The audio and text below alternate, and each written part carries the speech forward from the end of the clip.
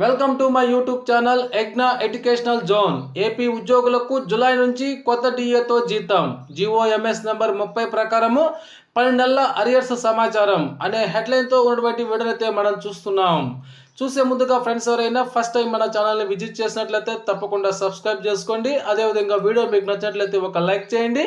చాలా మంది మిత్రులు మన వీడియో చూస్తున్నారు కానీ లైక్ చేయట్లేదండి. దయచేసి లైక్ చేయండి. మీరు లైక్ చేయడం ద్వారా మన వీడియో మరికొంతమంది మన మిత్రులు చేయడానికి అయితే అవకాశం ఉంటుంది.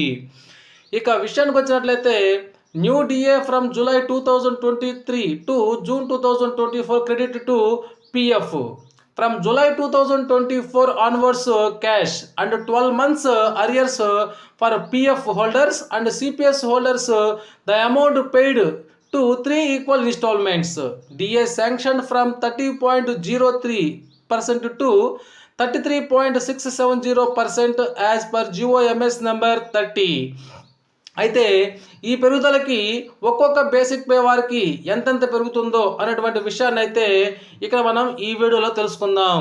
అందులో భాగంగా బేసిక్ పే 20,000 రూపాయలు ఉండేటువంటి ఒక ఉద్యోగం కనుక మనం చూసినట్లయితే వారికి న్యూ డిఏ 33.67 ప్రకారము 6,734 రూపాయలు అయితే వారికి వస్తుంది. వారు ఆల్రెడీ 30.03 ప్రకారం అయితే 6,006 రూపాయలు ఆల్రెడీ డ్రా చేసి ఉన్నారు. మొత్తం మీద 3.64% డిఏ పెరుగుదలకి 728 రూపాయలు అయితే పెరుగుతుంది.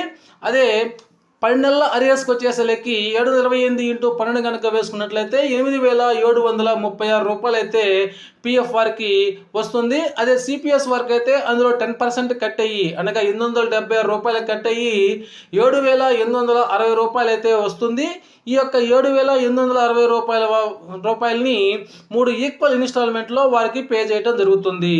అదేవిధంగా బేసిక్ పే 20,600 రూపాయలు ఉండేటువంటి ఉద్యోగం కనుక మనం చూసినట్లయితే వారికి 6,936 రూపాయలు అయితే ఈ కొత్త డిఏ ప్రకారం పెరుగుతుంది. అనగా 3.64% ప్రకారము వారికి ఒక నెలకి 750 రూపాయలు పెరుగుతుంది. ఈ విధంగా 12 నెలలు చూసుకున్నట్లయితే 9,000 రూపాయలు అయితే వారికి పిఎఫ్ అకౌంట్లో పడతాయి. అదే సిపిఎస్ వారికి అయితే అందులో 10% ప్రాణ అకౌంట్కి కట్ అవుతుంది. అనగా 900 రూపాయలు అయితే ప్రాణ అకౌంట్కి కట్ అయ్యి 8,100 రూపాయలు అయితే వారి చేతికి వస్తాయి. ఇవి కూడా 3 ఈక్వల్ ఇన్స్టాల్మెంట్లో పే చేయడం జరుగుతుంది. మిగతా వారి యొక్క బేసిక్ పే వివరాలను మనం ఇప్పుడు చూద్దాం.